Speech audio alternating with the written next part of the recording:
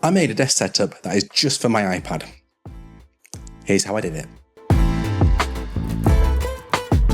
There are plenty of times when all I have with me is my iPad, and when I'm here at the studio, it's good to be able to get some work done alongside making these videos. So a dedicated iPad desk setup is something that I've often wondered about. Is it actually possible to use this to get real work done if you make it less of a companion and more of a centerpiece? It's about time we found out. And so the big change I've made lately is moving to a standing desk setup, and I knew that I wanted to go with a brand that I've admired for some time now. This is the E7 Pro from FlexiSpot, and it was honestly a piece of cake to set up once everything arrived. I wanted to go with a contrasting light and dark theme, so I went for this full white desk option, although there are many other materials that you can choose from. And it's built like a block of granite. Honestly, look at this stability test with a coin. It's so smooth without any wobble, even with some larger items on. This dual motor design actually supports weights of up to 440 pounds, which, in case you were wondering, is about the weight of a full-grown lion or a small adult horse. Just a small disclaimer here, FlexiSpot offer a 15-year warranty and a 30-day return period, but if you put a line on here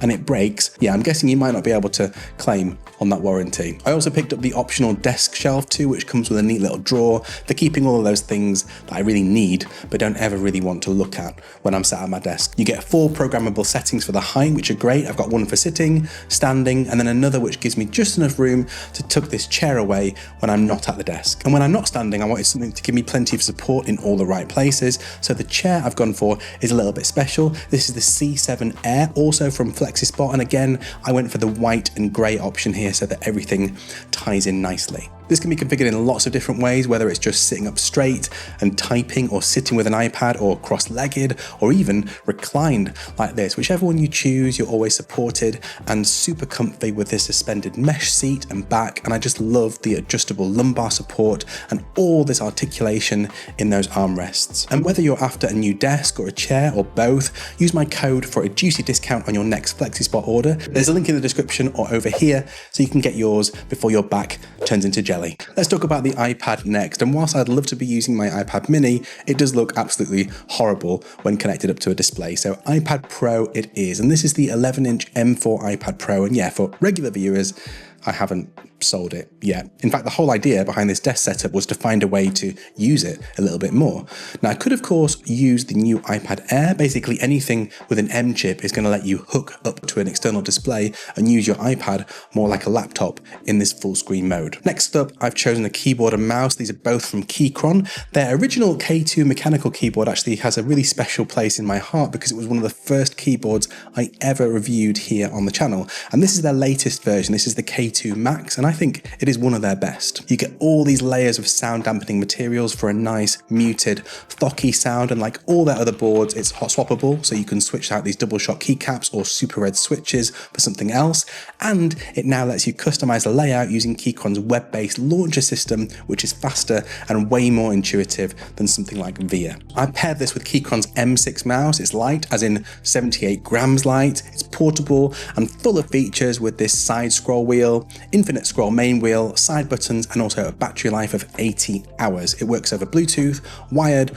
or 2.4G. Now, in my view, this is basically a lighter, cheaper version of a Logitech MX Master Series, and yeah, that's not a bad thing. And like the keyboard, you can customize it using Keychron software, and I think as a pair, these two work really intuitively together without breaking the bank. And next up, I'm going to be using this iPad mount from Kushu. This is kind of cool as it features loads of articulation, but also the ability to charge your iPad wirelessly using the smart connector, and also this power cable around the back. It also lets you adjust the orientation with a swivel, which adds loads of versatility to the setup. I've had loads of people getting in touch to ask me about this because it has this awesome kind of floating appearance with no cables on show. It's clean, minimal, and super functional. Next up, the monitor. Now, the predictable choice here is the Apple Studio Display, but to be honest, I'm not up for paying extra for height, tilt functionality and what is now a relatively bog standard monitor from Apple that uses older IPS panel technology. Oh, quick side note, did you see some of the stuff coming out of CES this year? LG have got a 32-inch 6K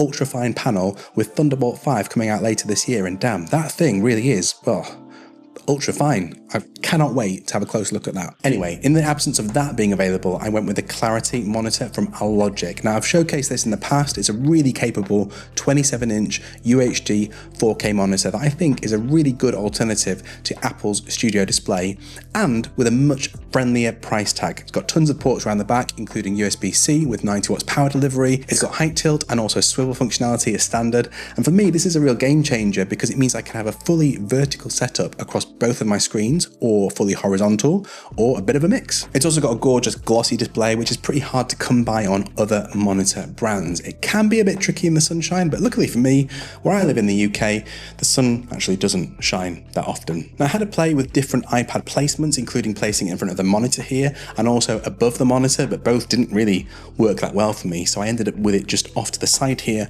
on the Kushu stand. I'm going to keep playing with this, but this was the setup that seemed to make most sense for how I'm planning to work on this desk. So yeah, thanks to external display support, I can have a one cable connection here if I want, and that's actually all we need to get started.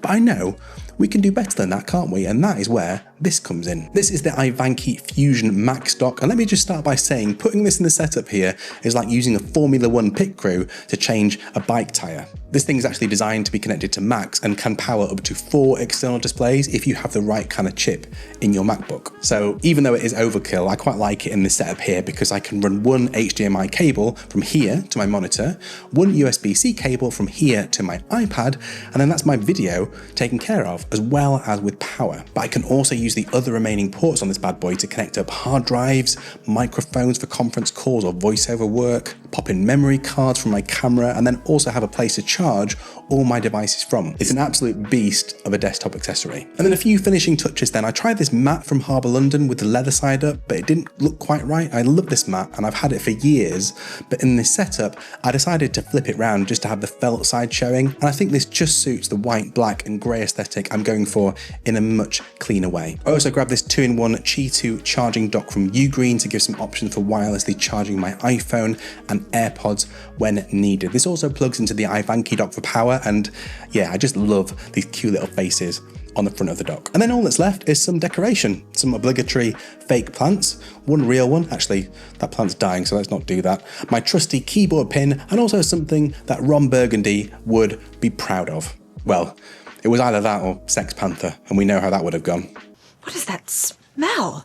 That's a smell of desire, my lady. Now, cable management isn't my strong suit, but FlexiSpot came up trumps with this roll of Velcro tape, and I've done my best to wrap all of these up as I've gone along here. So the only cable you can really see is for the power to the power strip, and the rest are hidden away behind the cable tray. And when it comes to usability, I've actually been quite surprised how much you can actually get done in this setup. Stage Manager has come on quite a bit since I last tried it, so now you've got way more control over things like resizing windows and also having multiple apps open on different screens all at once, which really does make quite a big difference. In fact, occasionally it's so good that it trips me up and I forget that I'm not operating in macOS. So for instance, I might try to use a familiar macOS keyboard shortcut and it just doesn't work, or I go to resize a window and the usual red, yellow and green dots just aren't there. I've got to find an edge and drag these out. It's a bit odd and it does take a bit of getting used to, but it can work. In all honesty, the raw basics are there to make this setup work practically for things like emails,